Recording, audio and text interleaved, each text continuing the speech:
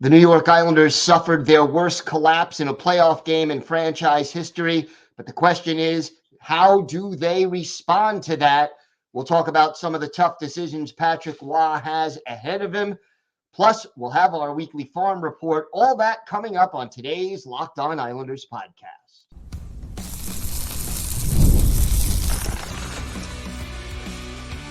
Your Locked On Islanders, your daily podcast on the New York Islanders. Part of the Locked On Podcast Network, your team every day.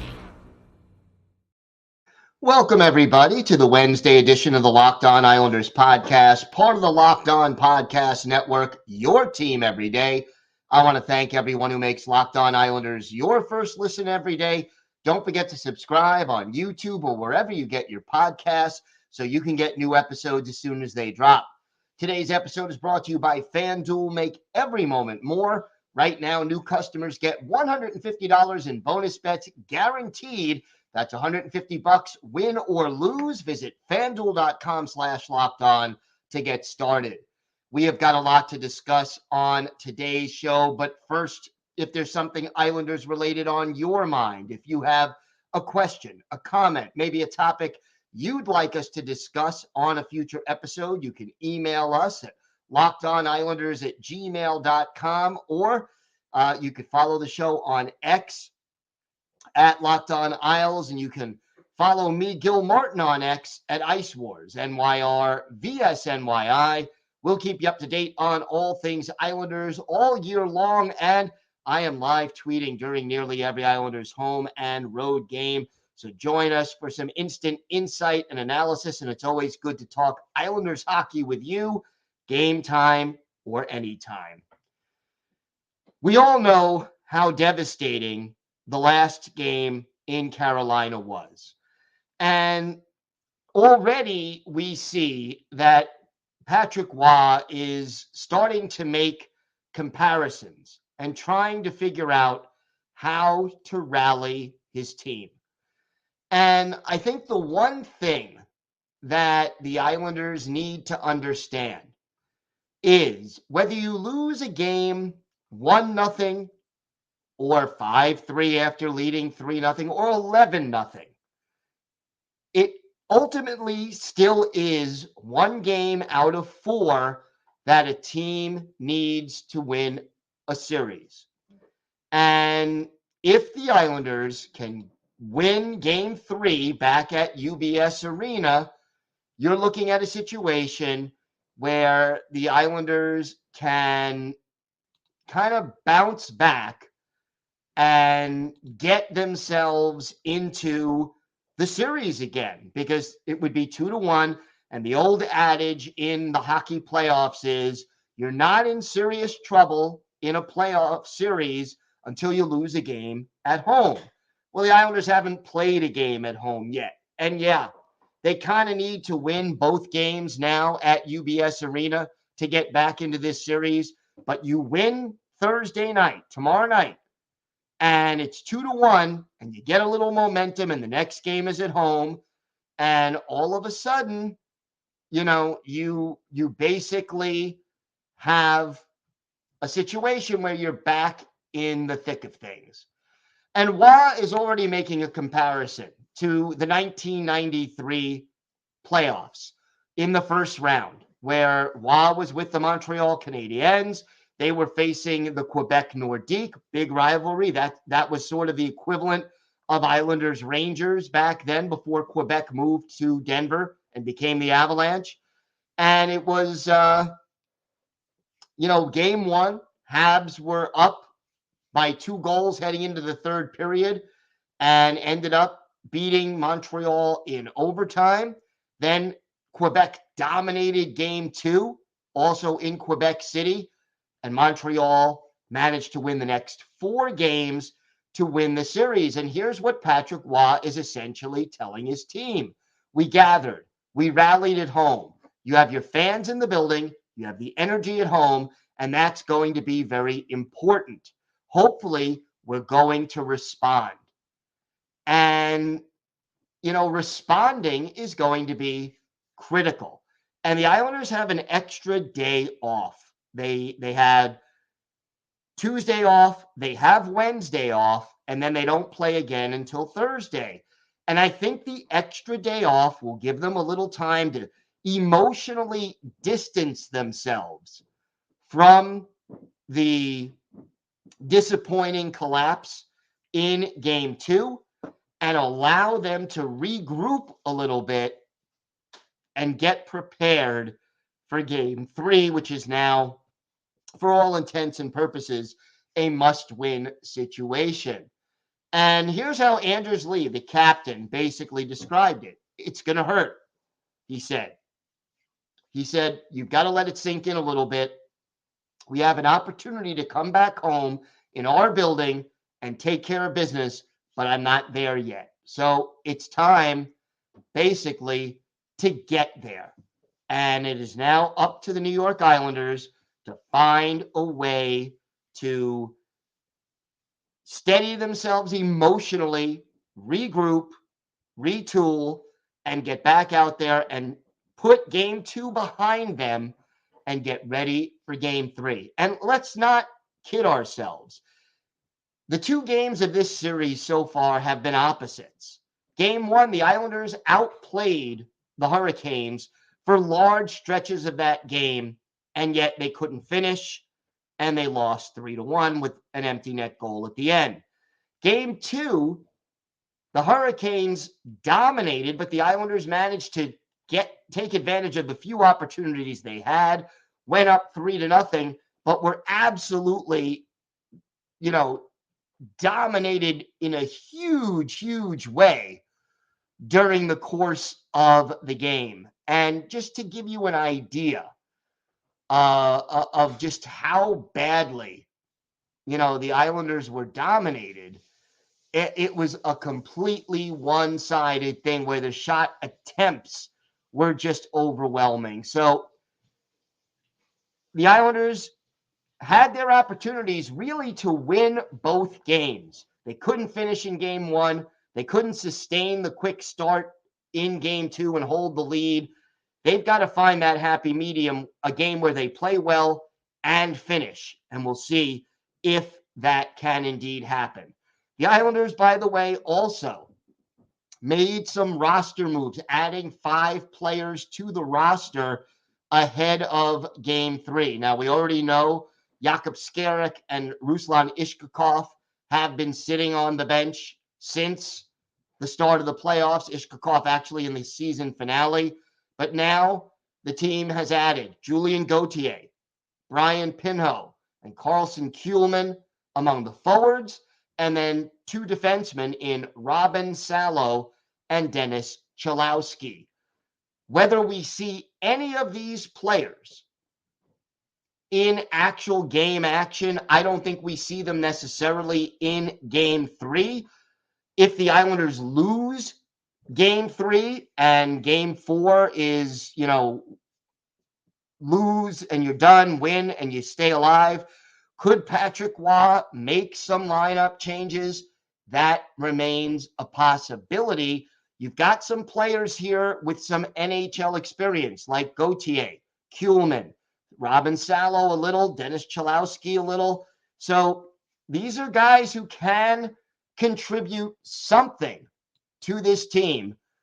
It's just a question of getting them to contribute if the opportunity arises. For the most part, this is insurance. There's no question about that. But the key for the Islanders now becomes finding the right combinations. And Patrick Roy is going to have some difficult decisions ahead of him. And we're going to talk about some of those difficult decisions coming up in our next segment.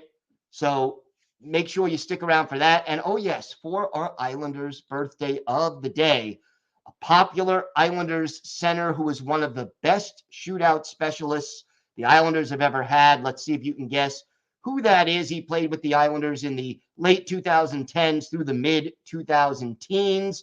So let's see if you can guess who that player is. We've got that and a lot more coming up on today's Locked On Islanders podcast. Today's episode is brought to you by eBay Motors. Passion, drive, and patience. The formula for winning championships is also what keeps your ride or die alive. eBay Motors has everything you need to maintain your vehicle and level it up to peak performance. Superchargers, roof racks, exhaust kits, LED headlights, and more. Whether you're into speed, power, or style, eBay Motors has you covered. And with over 122 million parts for your number one ride or die, you'll always find exactly what you're looking for. And with eBay Guaranteed Fit, your part is guaranteed to fit your ride every time or your money back. Because with eBay Motors, you're burning rubber, not cash. With all the parts you need at the prices you want, it's easy to make your car the MVP and bring home huge wins. Keep your ride or die alive at ebaymotors.com. Eligible items only. Exclusions apply. eBay Guaranteed Fit only available to U.S. customers. Today's episode is also brought to you by FanDuel. It's playoff time in the NBA and NHL. Baseball is in full swing, and FanDuel is your place to bet on every game. Right now, new customers get $150 in bonus bets guaranteed. That's $150 win or lose. You can bet on everything from slap shots to home runs to slam dunks, all on an app that is safe, secure, and easy to use. Islander fans, check out all the prop bets and the odds for the Islanders as they return home to face the Carolina Hurricanes Thursday night. Maybe you want to bet on how many points Matthew Barzal will have or the over-under for goals for the game. You can check out all these odds at FanDuel. So what are you waiting for? Visit FanDuel.com/lockedon and make your first bet an automatic win. That's FanDuel.com/lockedon. FanDuel, America's #1 sportsbook. The Locked On NFL mock draft is available now, so find the ultimate 6-episode series on Locked On NFL Draft to hear who the local Locked On experts are picking for every NHL franchise, with live reactions from local college football experts and even the fantasy football angle. The Locked On NFL mock draft available now on Locked On NFL Draft. It's on YouTube or wherever you get your podcasts. So Patrick Waugh has some decisions to make. And look, they're not easy decisions because this team really did struggle. And I think the first big decision that we have to talk about is who starts in goal. And it's an interesting choice because, look, we know Ilya Sorokin struggled through most of this year. And, okay, a struggling Ilya Sorokin is still a very good goalie. But last year, Sorokin was a Vezina Trophy finalist. He finished second in the Vezina Trophy voting.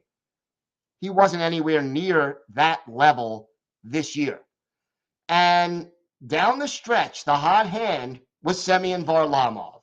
And Varley, I think, rightfully started both of the first two playoff games for the Islanders. The question becomes, though, after Varlamov gave up 4 goals against the Hurricanes in game 2. And not that any of them I thought were soft goals necessarily, but, you rode the backup goalie because he was the hot hand. And in game 2, he wasn't as hot. Let's put it that way. More of it had to do with the team's failure to clear the puck out of the zone and to have any energy left for offense. But overall, Varley was okay, but not outstanding. And the question becomes, do you go back to your number one goalie who's rested, but had struggled down the stretch, although played well in the last game of the regular season? Or do you stick with Varley? Now, here's what Patrick Waugh said. He said, I haven't made the decision yet on what we're going to do, but Varley was phenomenal down the stretch for us. If we made the playoffs, he has a big part to play in it. What I like about Varley is he's kept a lot of pucks around. This is a team that loves to shoot a lot. They shoot from everywhere. I mean, they even took a shot from outside of the building. At the end of the day, they're very active offensively, and they love to put pucks on the net. They love to drive the net. So Varley kept a lot of pucks around him, and that's what I love about Varley, not giving up too many rebounds and holding those pucks, and I think that helps our defense. And I guess the question is, if that's what Patrick Roy is saying, and he believes that Varlamov has had better rebound control than Sorokin, maybe he sticks with Varlamov one more game. I myself would go back to Sorokin. I think he is your number one. I think you've rode the hot hand long enough. But again, who knows goaltenders better than Patrick Roy? It's a tough call, but it'll be interesting to see what he decides. And again, follow along on Twitter/X, and we'll keep you up to date as soon as we hear who the goalie is going to be. Other issues. I mean, I know there are people, and I've seen it on the comments in YouTube, they want to see Ruslan Ishkakov in this game to add a little offense. I don't think we're going to see that. He's only played one NHL game, and it was the last game of the year that had no impact really on the standings. Could Ishkakov give the offense maybe a little spark? Possibly. But, I seriously don't see that necessarily happening. You could also add speed with Julien Gauthier as a possibility. Although, again, I don't know how likely that is. Perhaps Sebastian Aho steps back into the lineup instead of Robert Bortuzzo. Aho would maybe help you get the puck skated out of the zone a little better, or pass it out of the zone a little better. But he's a defensive liability compared to Bortuzzo, and less physical than Bortuzzo, and maybe you need that physicality. So these are some of the big questions that Patrick Roy has to figure out. And, you sort of look at the line combinations for the Islanders, and, Horvat, Cizikas, and Barzal, I think we'll see more of. The question is whether Simon Holmstrom stays in the lineup, and if he does, is he still on the second line? Does Pierre Engvall stay in the lineup? These are sort of questions that Patrick Roy has to answer. But another thing we need to see, and I think it's a concern, that through the first two games, we're not getting offense from Bo Horvat and Matthew Barzal. And at least not enough offense from Bo Horvat and Matthew Barzal. And, Horvat scored a goal in game 2. Give you that. But we need more from your best players. Your best players have to be your best players. And Barzy in particular has been a concern that he just hasn't had the usual impact that the Islanders need him to have. So they've got to get Barzal started. They've got to get a little more offensively from Brock Nelson. And they've got to figure out a way to get more pucks on net. Because I can tell you right now, 12 shots on goal, you are not winning very many hockey games, let alone playoff games, with 12 shots on goal. And if you think about it, Horvat, 3 shots, Palmieri, 4. Your defensemen as a group had none. You had 2 players right there with 7 of your 12 shots, and no other player on the roster had more than 1. If the Islanders cannot sustain a little more pressure offensively, they have no chance of winning this series. So it is time for the Islanders to figure out what they need to do to get more offense in their game. And it means making quick, smart decisions with the puck, because the Hurricanes are a team that pressures the puck carrier. They like to do that. They force turnovers, and then they take advantage of them. For the Islanders, it will be vital to not turn the puck over and to just keep plugging along and finding ways to move the puck quickly and efficiently, whether it's skating it or passing it. I think passing it makes more sense, or even dump and chase. But getting more puck possession and getting more play in the offensive zone is going to be critical for the Islanders going forward, because if they can't improve on that, they can't win hockey games. We have got a lot more to get to on today's show. It is Wednesday, so we will have our weekly farm report on all things Bridgeport Islanders as they have finished their season. We've got that, plus our Islanders birthday of the day, and more coming up on today's Locked On Islanders podcast. Today's episode is brought to you by Sleeper. Regardless of where we are in the standings, I want to remind you that you can win big playing daily fantasy hockey on Sleeper, the official daily fantasy app of the Locked On NHL Network. Sleeper is our number one choice for daily fantasy sports, and especially daily fantasy hockey, because with Sleeper, you can win 100 times your cash in daily fantasy hockey contests. All you have to do is pick whether studs like Horvat, McDavid, or McKinnon will record more or less than their sleeper projections for things like goals, assists, saves, plus minus, and more in a given game. To win a 100 times bet on Sleeper, you need to correctly predict the outcome of 8 player stats. You heard me, Islander fans. You can win 100 times your money playing daily fantasy hockey with Sleeper. Use promo code LOCKEDONNHL. You'll get up to a $100 match on your first deposit. Terms and conditions apply. That's code LOCKEDONNHL. See Sleeper's terms of use for details and locational availability. Today's episode is also brought to you by Indeed. When you're drafting your fantasy team, do you ever wish you could handpick the best stars for your business team? Well, if you're building your talent roster, you need Indeed. Indeed is the hiring platform where you can attract, interview, and hire all in one place. Don't spend hours on multiple job sites looking for candidates with the right skills when you can do it all with Indeed. Hate waiting? Indeed's U.S. data shows over 80% of Indeed employers find quality candidates whose resumes on Indeed match their job descriptions the moment they sponsor a job. Indeed knows when you're growing your own business, you have to make every dollar count. That's why with Indeed, you only pay for quality applications that match your must-have job requirements. Visit Indeed.com/lockedon to start hiring now. Just go to Indeed.com/lockedon, Indeed.com/lockedon. Terms and conditions apply. Cost per application pricing not available to everyone. Need to hire? You need Indeed. Locked On has launched the first ever national sports 24/7 streaming channel on YouTube. And now it's also available on the Amazon Fire TV and the free Fire TV channels app.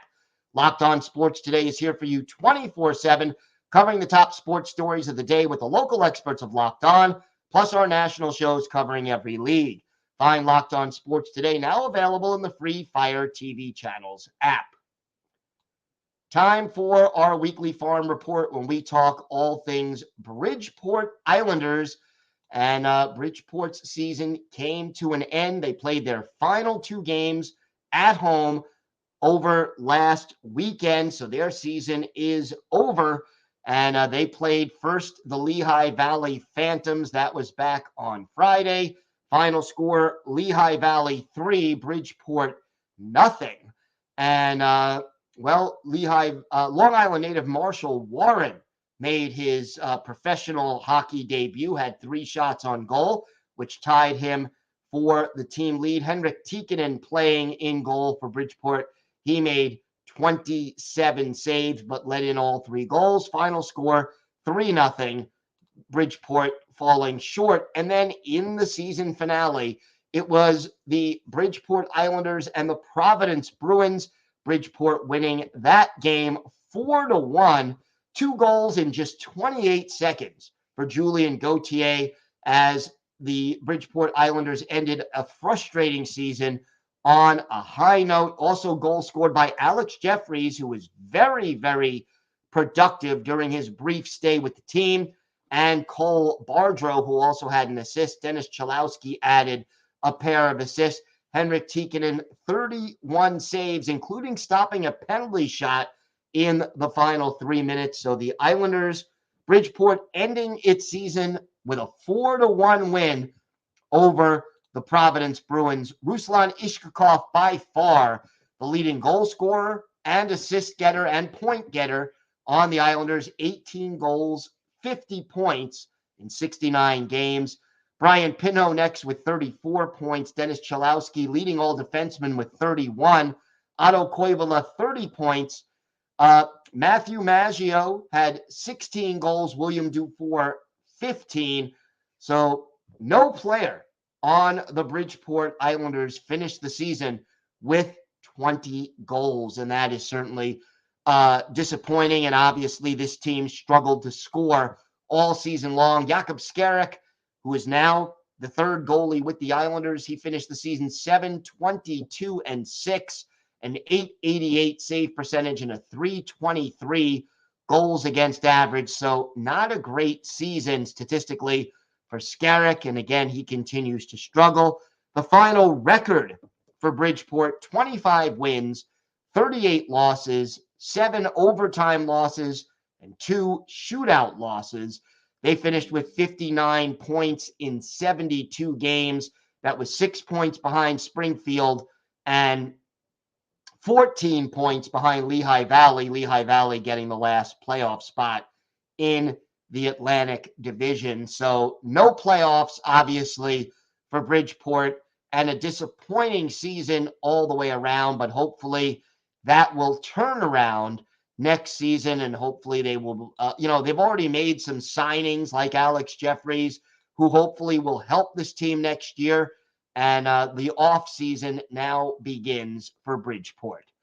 Time now for our Islanders birthday of the day. And today is the 40th birthday, the big 4-0, of former Islanders center Frans Nielsen, the Great Dane, turning 40, third round pick of the Islanders back in 2002, made his NHL debut during the 06-07 season and stayed with the Isles through 2015-2016. Nielsen, a great two-way center, had a pair of 20-goal seasons, including a career-high 25 in 2013-2014 when he had 58 points. Nielsen, solid defensively, quick, and boy, was he good on shootouts. Ended up finishing his career in Detroit and retired after the 2020-2021 season. Actually played one season after that in Germany. 925 career NHL games, 167 goals, 473 points, and 166 penalty minutes.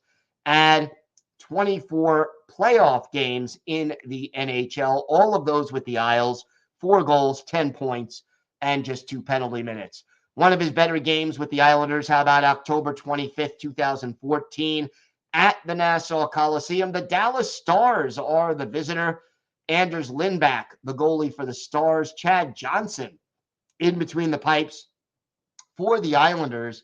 And in this game, Frans Nielsen with 3 goals in the third period to get the hat trick. His first goal assisted by Nikolai Kulemin and Mikhail Grabovski. Then his next goal, Grabovski and Kulemin also assist.